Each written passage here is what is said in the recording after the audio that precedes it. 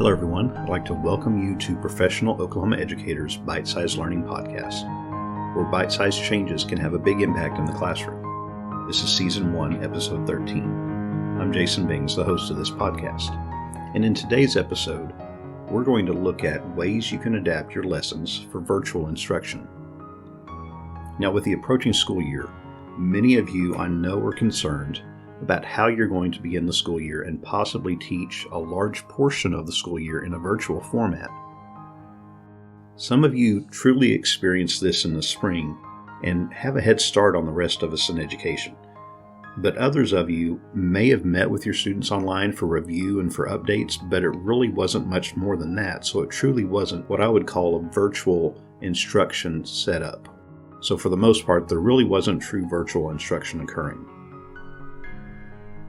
As we're faced with the next school year and a continuation of the spread of the virus, it's safe to assume that at some point in the near future, you will be faced with providing instruction in a distance environment, in a virtual environment. Now, I've posted previously about virtual classroom management and asynchronous instruction, and so if you would like some more information on that, without rehashing some of that same content, you can go to the links that I have in the show notes or go to the blog to find those topics. So what I really think we should do is focus on some other related concepts, and there is some overlap between those two previous posts and what we're covering today. So in the title I said I would give 5 ways to adapt your lessons for virtual instruction, and I want to focus on the adaptation part of that title.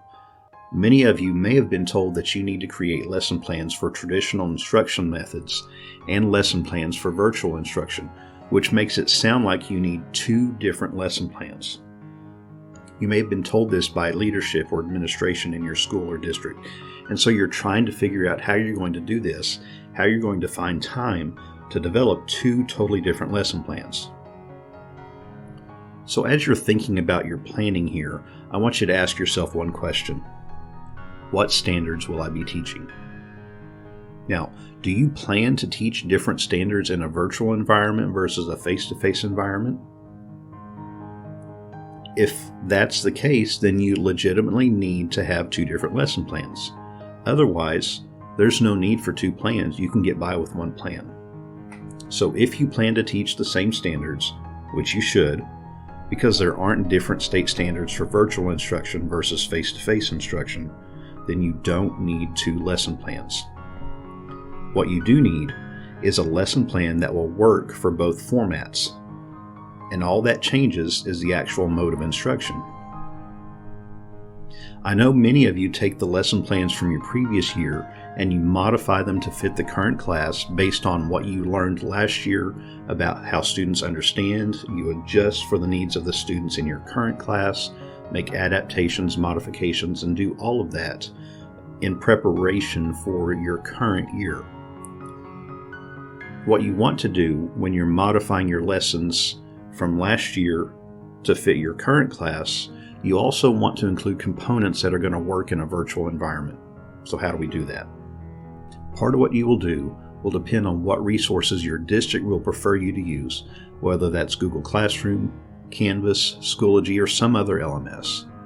Without spending time focusing on the specific platforms and the ways you could utilize them, we're just going to focus on ideas that are more universal in nature. First, include all of your resources.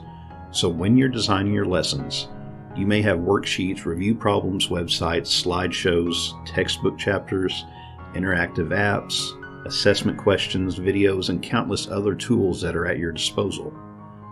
You likely have become so comfortable using them that you don't even think to include them as part of your actual lesson plan documentation. So many of these resources are either already in a digital format, or they can be easily converted to a digital format. So when you're designing your lessons for the coming year, it's important to put every resource and every tool in your lesson plan.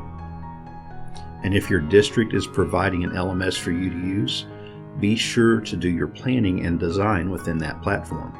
That way you've already got everything started and you're ready to go and don't have to make drastic changes later on. So if you're careful to include all of your resources in that platform from the very beginning, you're going to be much more comfortable if and when you have to shift to totally virtual for a time.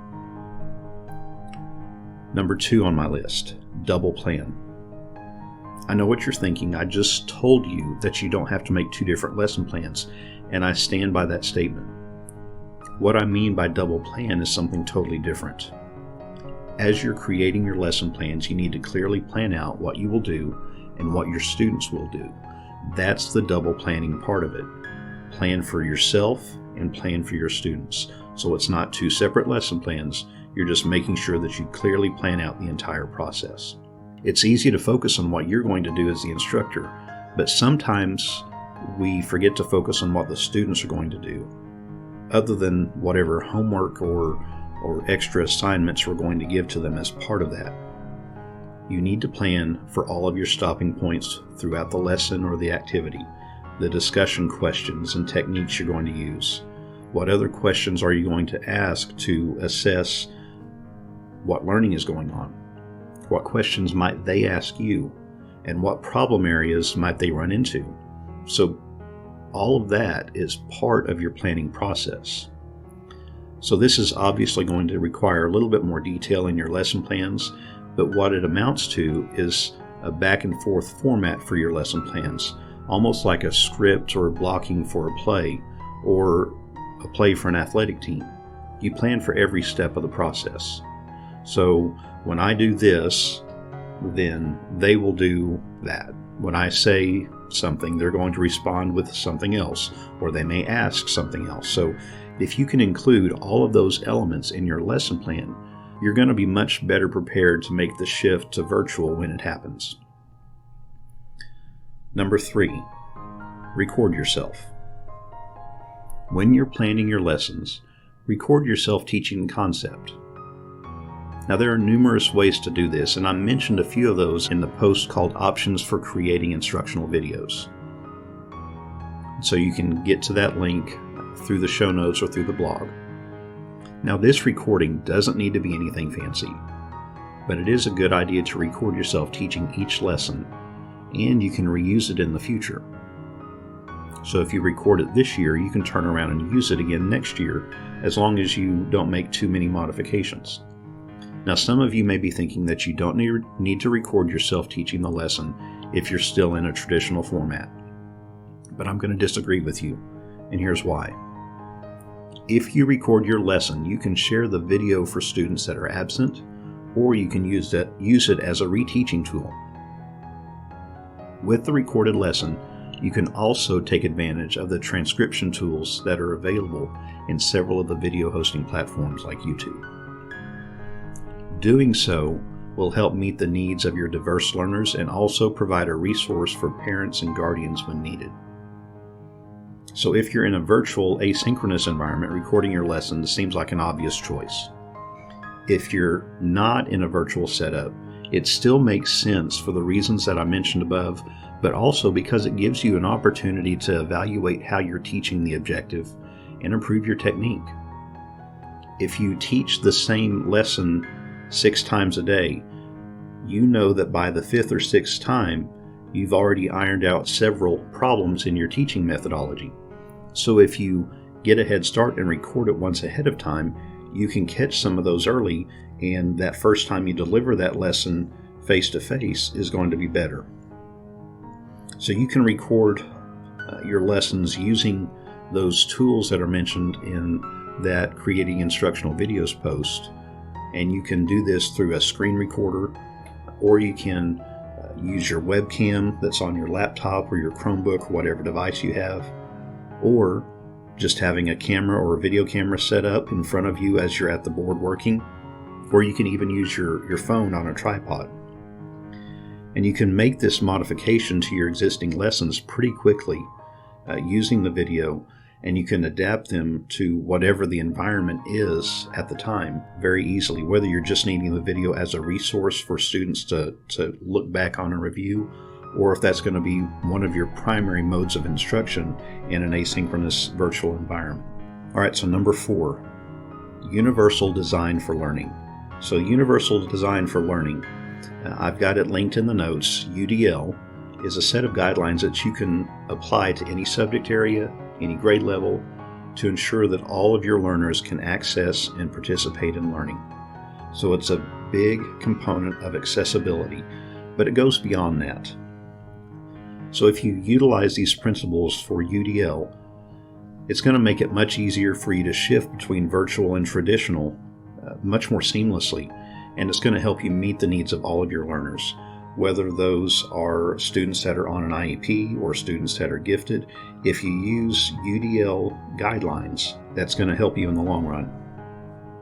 In fact, most of the ideas that I'm sharing fit within UDL and are critical in order for universal design to actually be effective.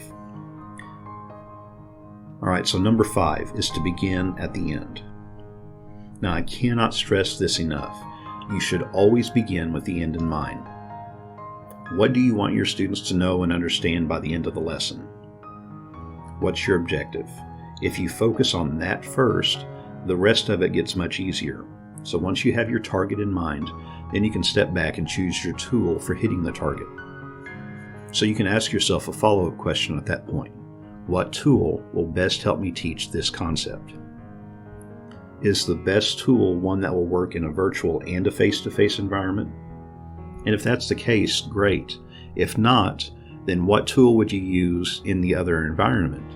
So if the tool that you feel like is going to best get the concept across only works in a face-to-face setup, what tool would you use in order to handle the virtual part of it and build that in as part of your planning? So ultimately, you want the best tool for the job, but sometimes that is going to require you to become comfortable using 2 different tools, just simply because the best tool may not work in a dual environment. So periodically, you're going to need 2 tools. Most of the time, you can get by with one great tool that's going to work in both setups. These concepts do not guarantee success in a virtual environment, but they will help you navigate the weeks and months ahead. So I want you to remember the following to help you through this. Don't let yourself get overwhelmed. Rely on the experts around you. Share the load. And remember, effective teaching is effective no matter what environment you're in. And also, focus on your students. Create engaging lessons and then plan with whatever learning management system you have in mind. So if you start with those concepts, you'll be much better off in the long run. Now, we may not know what the next several months are going to look like for sure, but as you're planning for them, don't think you have to create 2 separate lesson plans. Instead, focus on designing engaging lessons that will work in both environments. One engaging lesson plan is all you need, as long as you prepare for it to work in multiple environments. I do want to thank you for taking the time to listen to this episode. Please share it and comment to let us know how we can help you and others. You may leave your comments in your podcatcher of choice, but to guarantee we receive them in a timely manner, go to bit.ly/bitesizedpod and complete the form.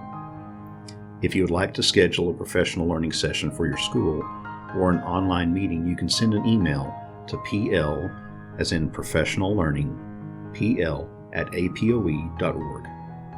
If you would like more information about professional Oklahoma educators, check out our website, www.apoe.org.